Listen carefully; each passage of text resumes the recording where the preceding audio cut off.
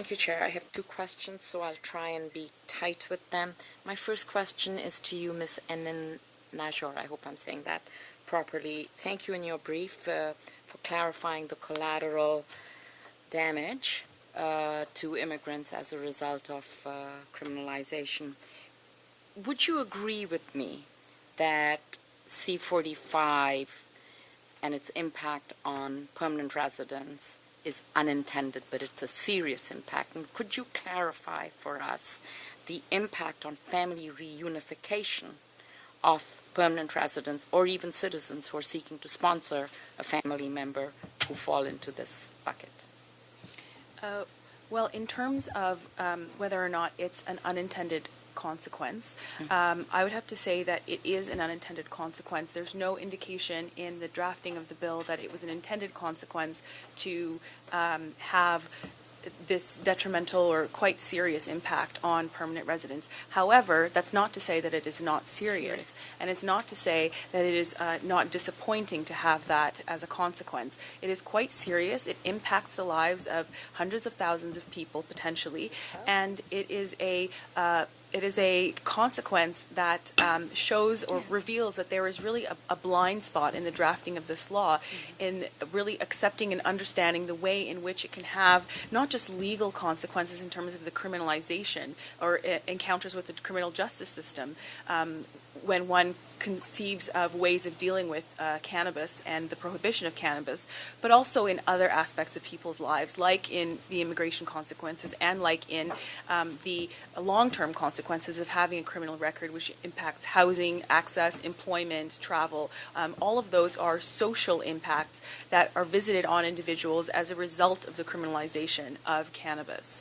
In terms of the other collateral consequences that you raise, the potential for that to impact family unification. Certainly, if an individual has been deported from Canada for the reason of them being criminally inadmissible under IRPA, the Immigration Refugee Protection Act, those individuals cannot be sponsored back to Canada. Sorry, there was a question? That's okay, thank you.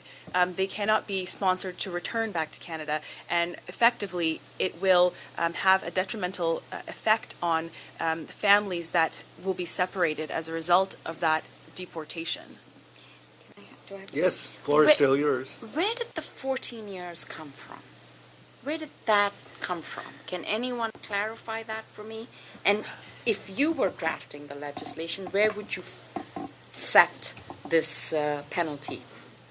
It certainly didn't come from pre-existing case law, and it certainly didn't come from the precedents that we see in the court, and it certainly doesn't come from an evaluation of the availability of conditional sentences or discharges or other types of restorative sentencing. And it certainly didn't come from an evaluation based on a harm principle. I don't know where it came from. But certainly, I think we can say that the interaction between that 14 years and other legislation that hasn't been amended by the government as of yet wasn't considered. And if I could add something, I think the 14 years came from the standard use of indictable offenses, because indictable offenses are usually punished by 2, 5, 10, 14, or life. So there are these numbers that have been used in the criminal code for a very long time. And I think the drafters must have just slotted in the number 14. So where would you set it, if you were? Well, the Bar Association has indicated that this should be treated as a social problem. The sentences should be in the range, I would suggest, of something in the 5 years as a maximum, if punishable by indictment. And I believe that's consistent with what the Ledane Commission recommended so many years ago.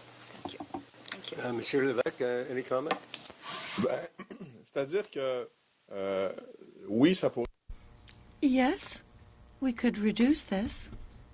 And I would underscore that there's C-75, a bill that has been tabled, and it suggests that we reduce the maximum sentences. I can't tell you what I would set the sentence at. We haven't thought this through.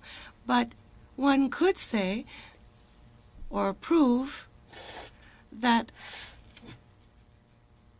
there should be a steep offense to show the seriousness of the offense, but there must be an option for the lawyers to modify, to amend this based on the circumstances.